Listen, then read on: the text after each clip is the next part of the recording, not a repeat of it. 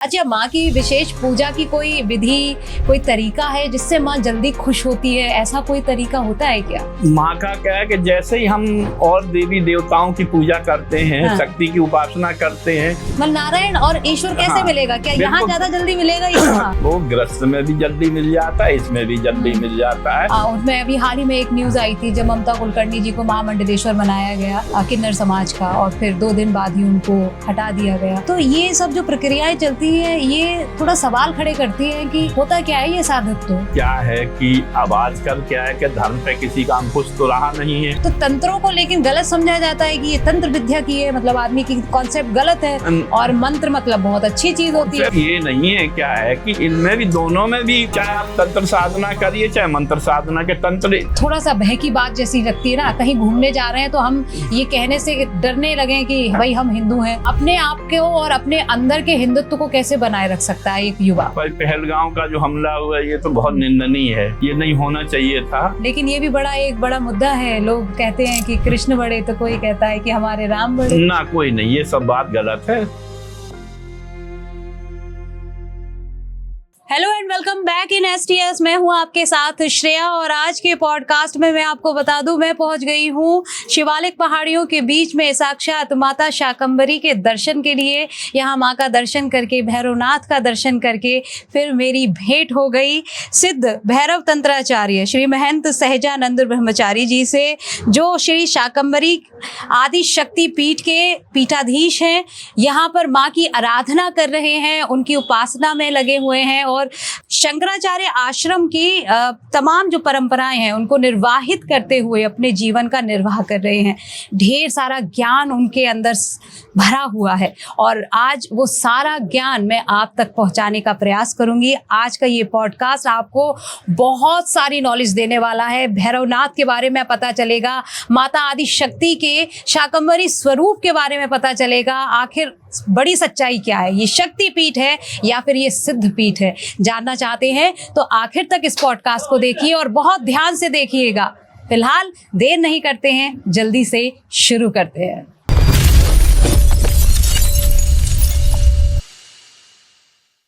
जय माता की बहन जी। जय माता की। बहुत बहुत शुक्रिया, बहुत बहुत धन्यवाद सबसे पहले, और स्वागत है आपका मेरे इस पॉडकास्ट पर, आज के इस इंटरव्यू पर।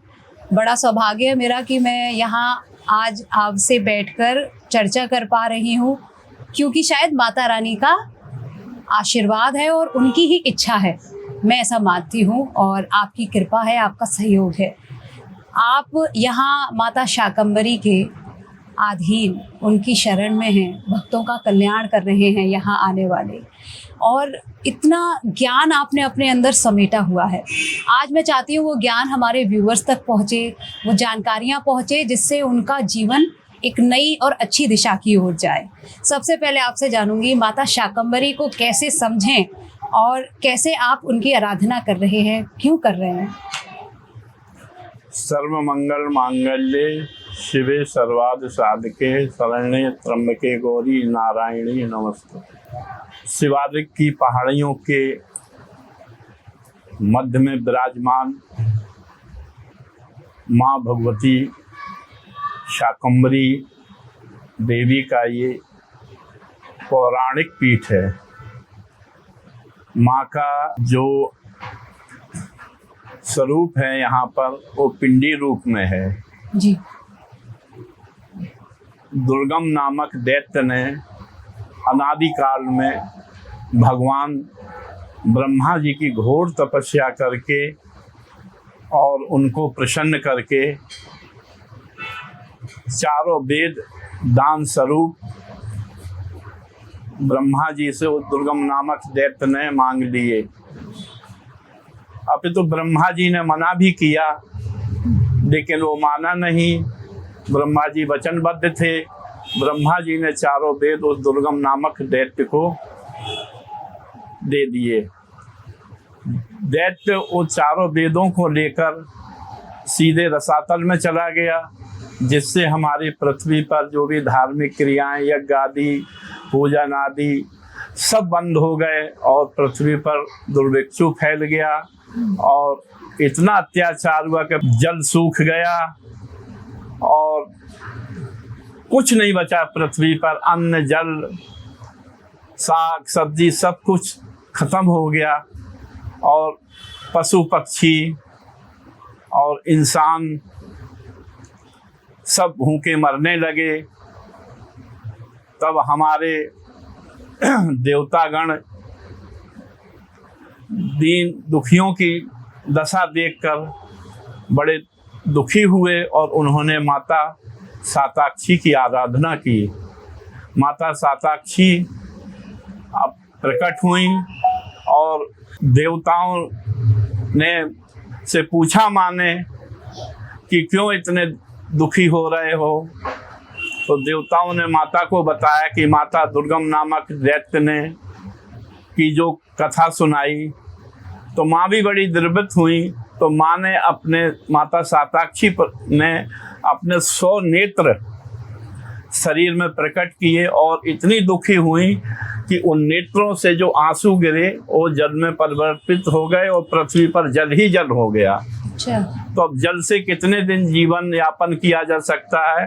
फिर ऋषि मुनियों ने माता साताक्षी की आराधना की और माता साताक्षी ने अपना शाकंभरी रूप धारण करके और पृथ्वी पर साग सब्जी फल आदि अन्न वगैरह सब उत्पन्न किया, जिससे प्राणियों की जीवों की जीवन की रक्षा हुई। और फिर माता ने अपनी 2 शक्तियाँ उत्पन्न की, एक भीमा और एक ब्राह्मरी। अच्छा। और फिर उस दैत्य का वध किया और पुनः ब्रह्मा जी को ये चारों वेद वापस दिए।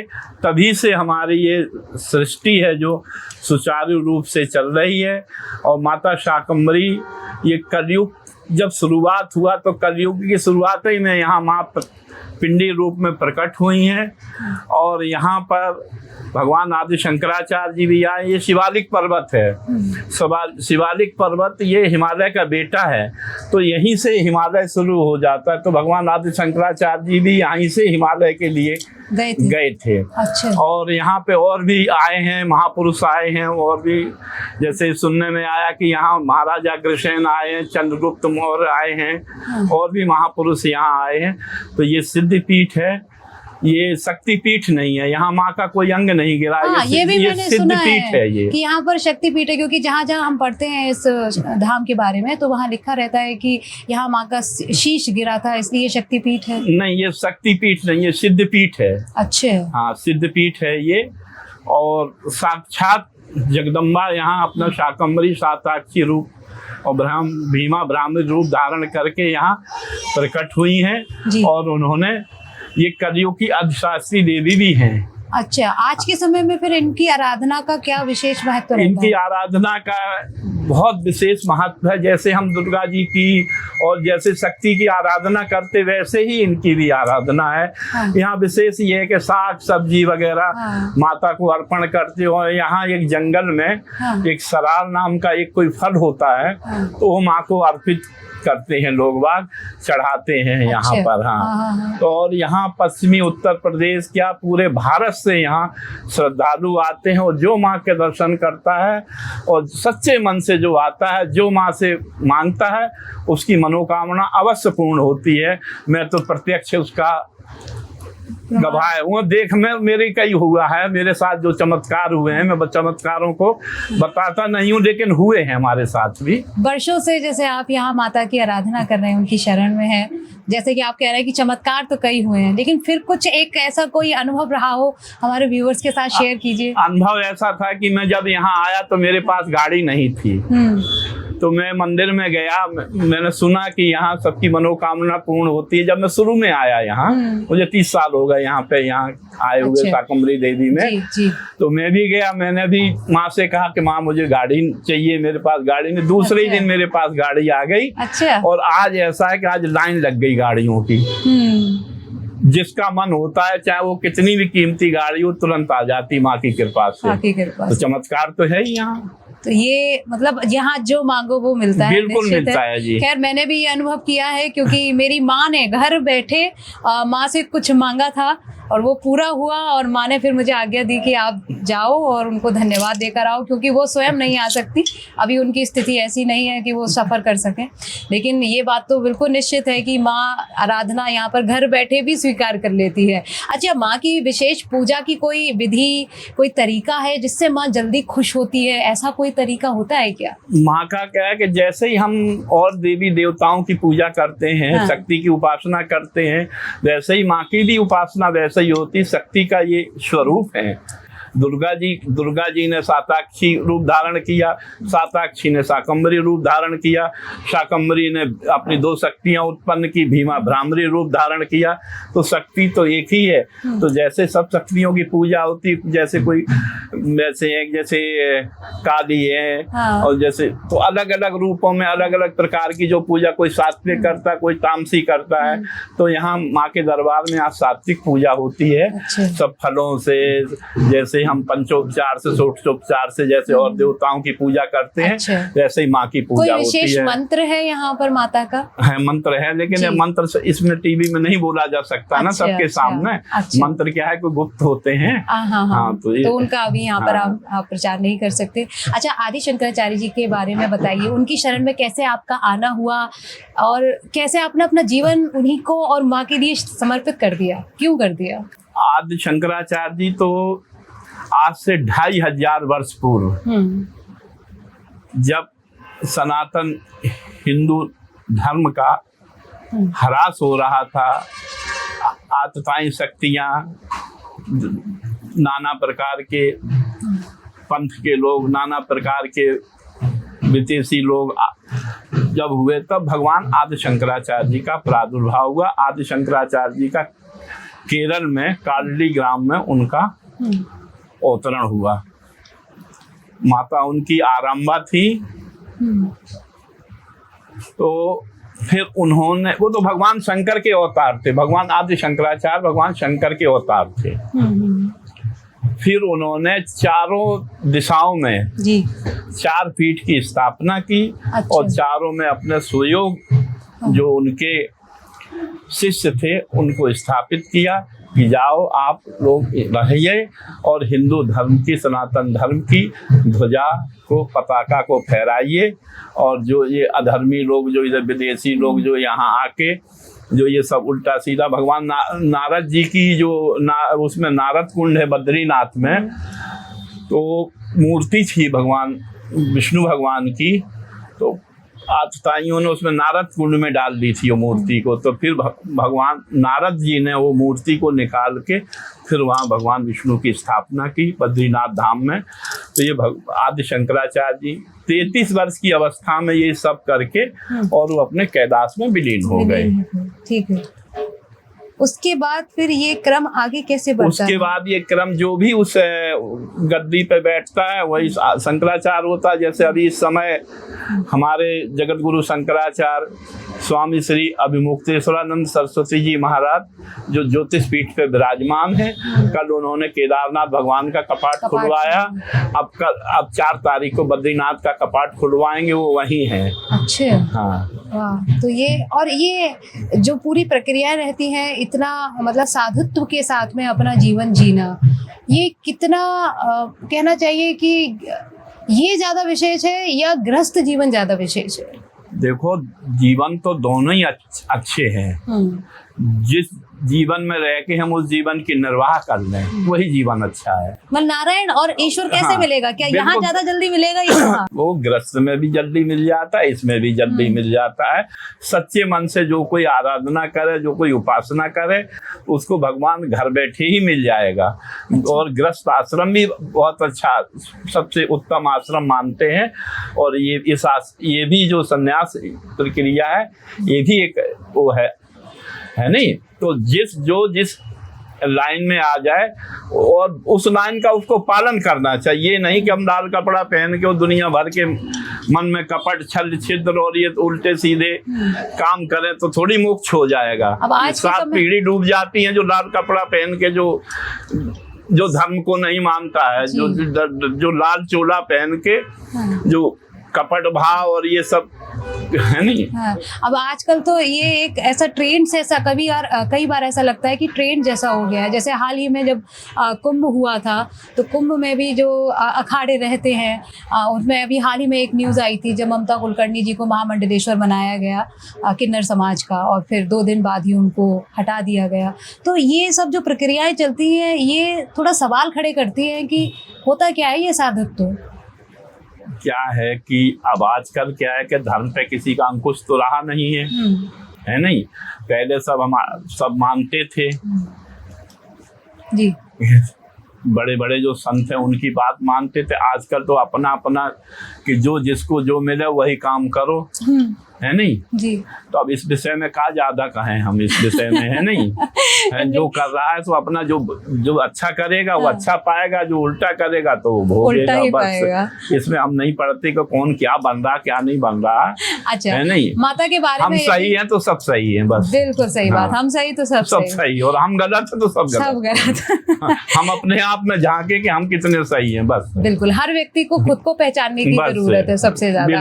अच्छा, चूंकि जैसे माता की बात हम यहाँ कर ही रहे हैं, जो माता की मूर्ति है मैंने भी दर्शन किया और काफी भीड़ थी, उस भीड़ के बीच से मैंने माँ के दर्शन किए। वहाँ मुझे 3 मूर्तियां, जैसे कि आपने बताया, एक तो साताक्षी माँ है, एक भ्रामरी माँ है। साताक्षी हाँ ने अपना शाकंभरी रूप धारण किया। हाँ, शाकंभरी मैया है बीच में। शाकंभरी रूप धारण के बाद उन्होंने फिर 2 शक्तियां उत्पन्न की, भीमा और एक भ्रामरी। वही बैठी हुई है। चारों देवियां हैं वहाँ पे। अच्छा।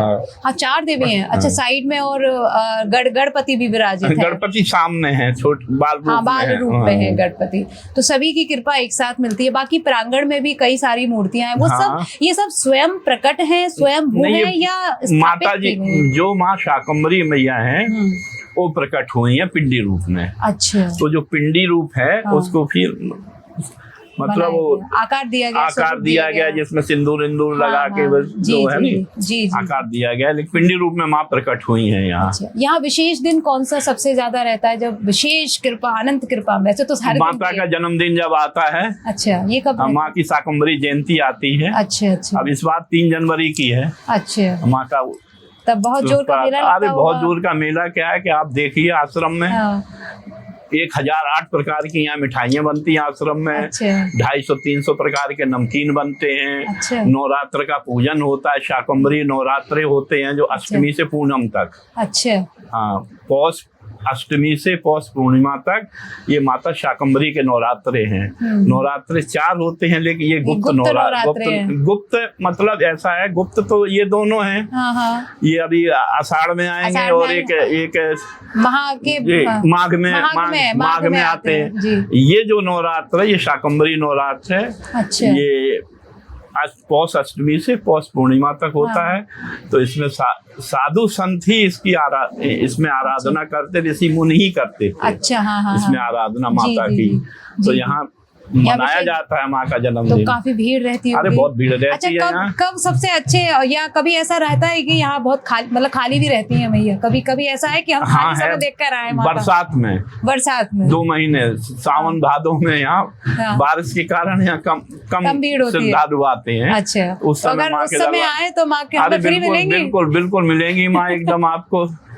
ठीक है। तो वो समय बहुत ही उचित है कि अगर किसी को अकेले में आके माँ से बात करनी है या भेंट करनी है। अच्छा, माँ के साथ साथ हमने और भी कई पॉडकास्ट में चर्चा की है कि भैरव हमेशा उनके साथ होते हैं, और यहाँ भी भूरे बाबा के नाम से हमें पता चला कि वहाँ दर्शन हमने किए, उसके बाद यहाँ माँ का दर्शन किया। ये क्या कनेक्शन है, और थोड़ा सा बताइए भूरे बाबा के बारे में। क्या है कि शक्ति उपासना में भैरव उपासना का भी बड़ा महत्व है जी। तो ये जो हैं शाकंभरी मैया के जो बात, ये रुरु भैरव हैं। अच्छा, तो क्या है कि जो देहात के लोग रहे रुरु ना कह के भूरा देव अच्छा। भूरा, तो भूरा देव में वो प्रचलित हो गए। अच्छा। तो भूरा देव के नाम से पूजने लगे। हैं भैरव, माँ जहाँ शक्ति रहती है वहाँ एक भैरव जरूर रहते हैं।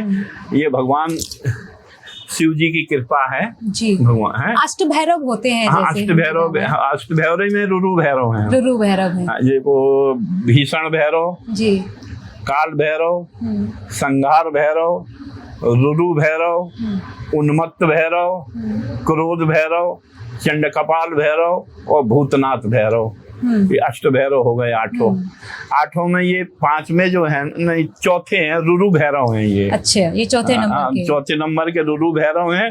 तो रुरु भैरव की जगह भूरा देव हो गए। इनका क्या काम होता है विशेष? कहते हैं ना कि प्रसिद्धि ही प्रमाण है। हाँ, है नहीं? हाँ। कि गंगा की धारा में थोड़ी लिखा गंगा जी है।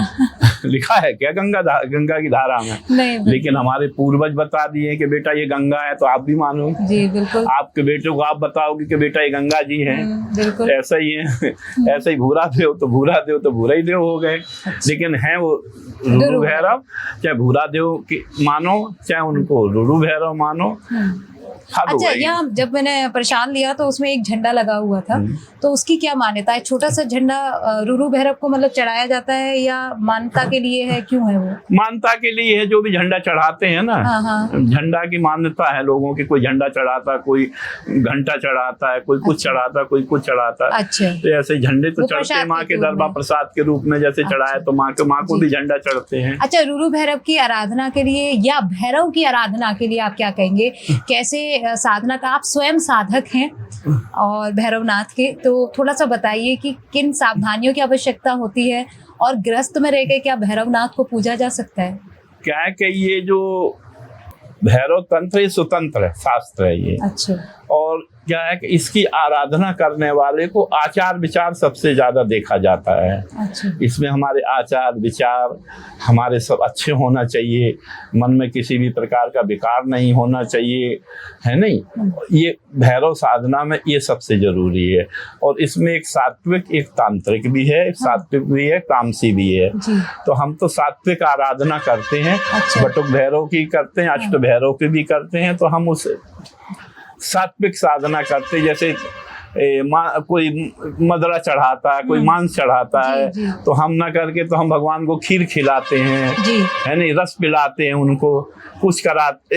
ऐसी चीजें जो अपने सात्विक हैं, सात्विकता से हम पूजा करते हैं भगवान भैरव की। और हम तो यही कहेंगे सबको सात्विकता से करना चाहिए। ये तामसी क्षण मात्र के लिए, क्षण में तो आपको फल दे देंगे, लेकिन इसका अंत खराब होता है। लेकिन चाहते तो हर कोई यही है कि सबको जल्दी से मिल जाए, बस मिल जाए, लेकिन आगे तो भ्रष्ट हो जाता है वो। ओके। अच्छा, जैसे कि आपको भैरव तंत्राचार्य कहा जाता है, तो ये तंत्र और मंत्र का क्या डिफरेंस है? मैं कई पॉडकास्ट से इसको समझने की कोशिश कर रही हूँ। तंत्र ही तो मंत्र है। अच्छा। और क्या? तंत्र से ही तो हम मंत्र करेंगे। हाँ। हैं जी। तंत्र मंत्र एक दूसरे के पूरक।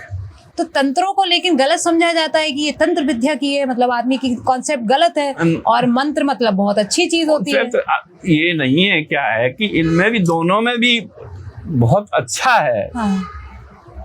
जो कहते हैं ना जिसको, चाहे आप तंत्र साधना करिए चाहे मंत्र साधना के, तंत्र से ही तो, तंत्र में ही तो मंत्र है। अच्छा, कैसे? थोड़ा सा। और मंत्र में ही तंत्र है। हैं? तो उसको समझिए कैसे? हैं?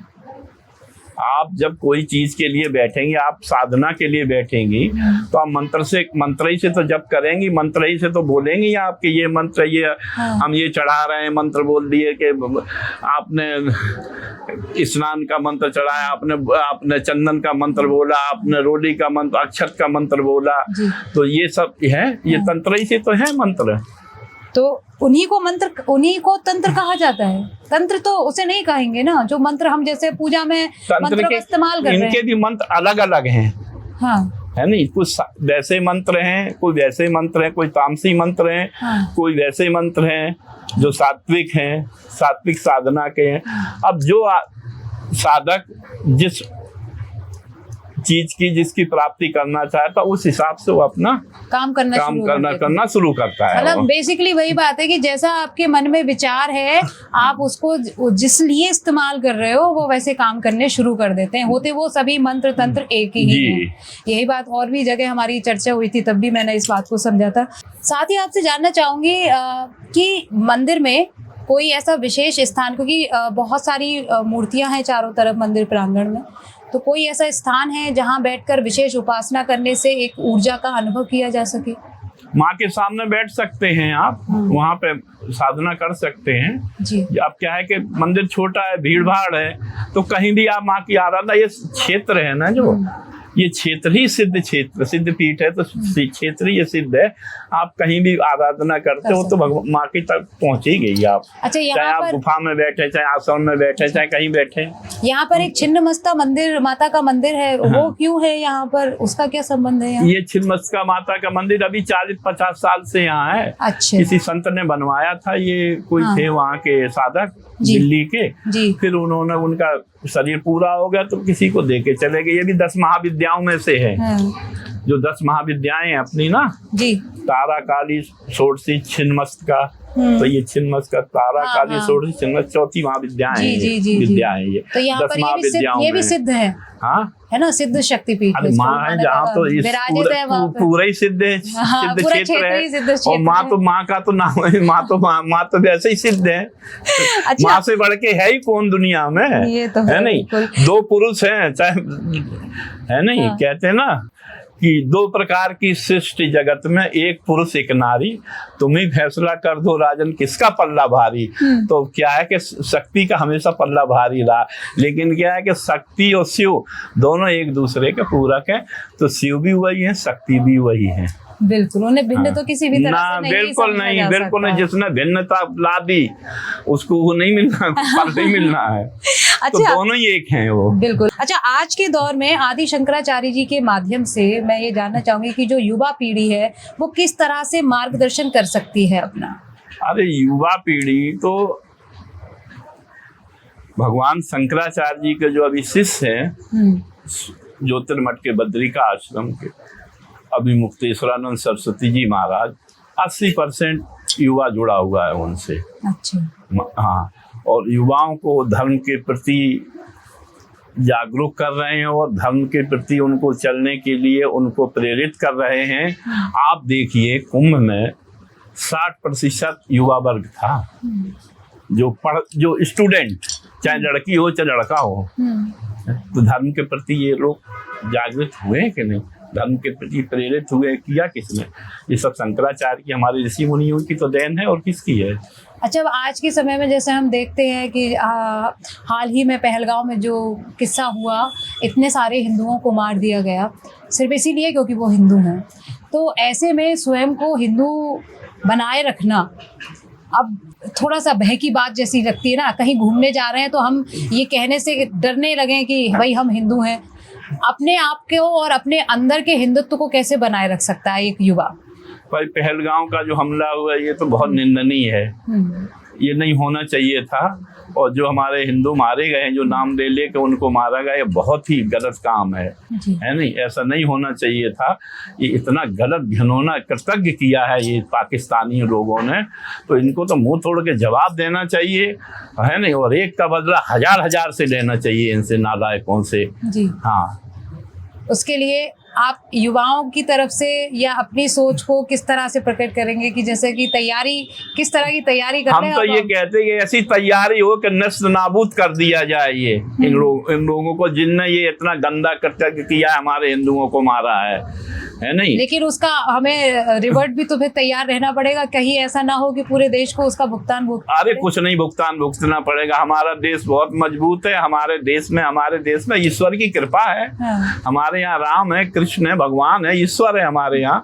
तो हमारे यहाँ संत महात्मा है, हमारे यहाँ उनकी कृपा है। तो हमारे देश का कोई कुछ नहीं बिगाड़ सकता है, और न कभी कोई बिगाड़ सकता, कोई हस्ती नहीं बिगाड़ सकती है। सनातन धर्म की महत्व को थोड़ा सा बताइए। क्या सनातन धर्म की आज से नहीं, अनादिकाल से उसकी महत्वता है और रहेगी और चली आएगी, कोई उसको मिटा नहीं सकता। कि आपसे मैं ये भी जानना चाहूंगी आखिर में कि माता की तरफ से, और आप क्योंकि एक महंत हैं, आपके आगे भक्त तमाम आते हैं, भक्ति की सही पराकाष्ठा क्या होनी चाहिए और कैसे भक्ति को अपनाना चाहिए, ये और बताएं। भक्ति की क्या है कि पराकाष्ठा तो अपने आप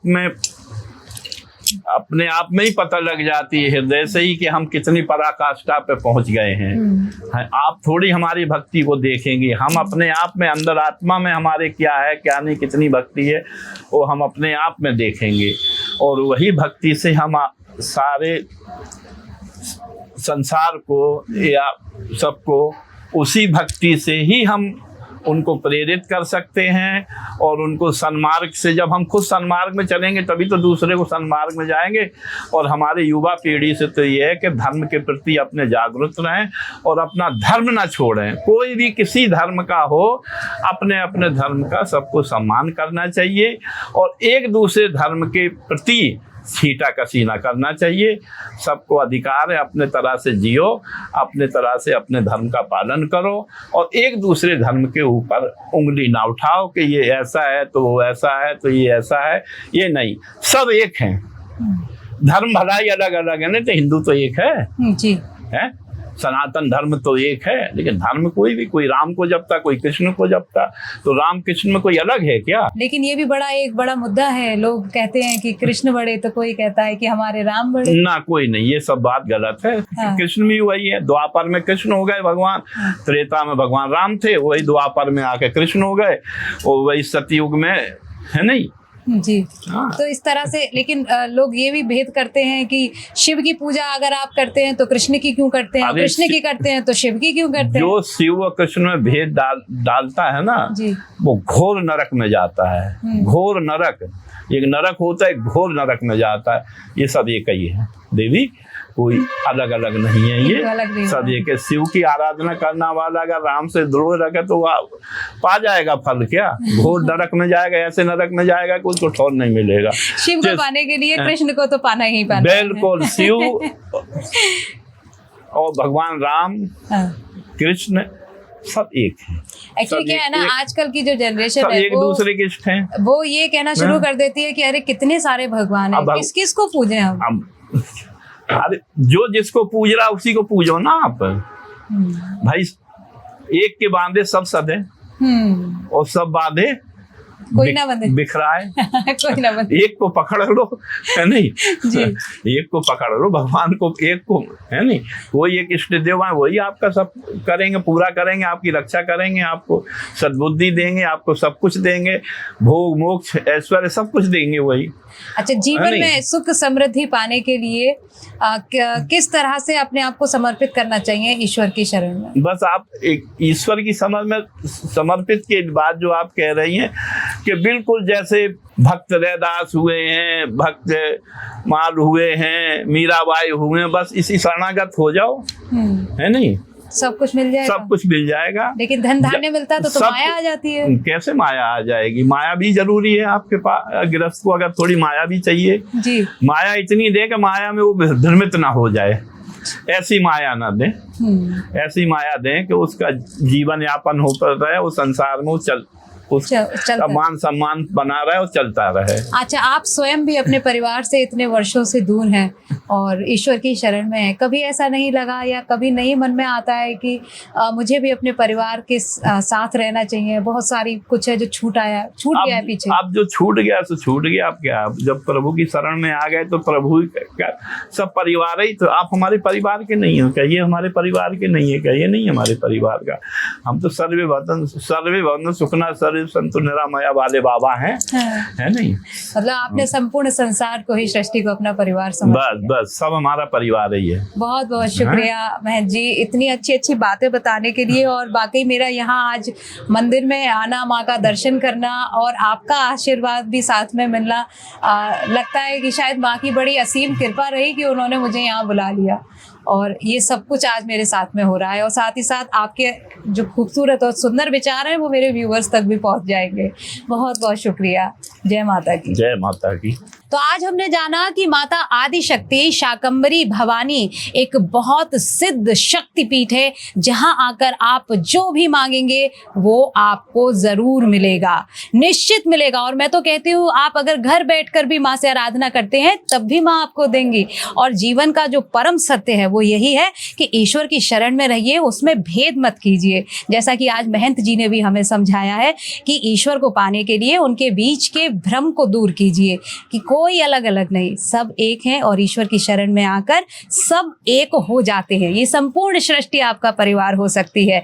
इस बात को समझने की कोशिश कीजिए और अपने सनातन धर्म की महत्ता को हमेशा बांध के रखिए। फिलहाल आज का ये पॉडकास्ट यही खत्म होता है। आपको ये पसंद आया है तो लाइक कर दो, शेयर कर दो और कमेंट करके मुझे बताओ सबसे अच्छा आज के पॉडकास्ट में आपको क्या लगा। अगली बार आप किसका पॉडकास्ट देखना चाहते हैं, कहाँ घूमना चाहते हैं, मुझे ये भी बताना। फिलहाल जाती हूँ, हमेशा की तरह फिर यही कहूंगी कि खुश रहो, मस्त रहो, खुद से प्यार करते रहो और कहते रहो थैंक यू, राधे।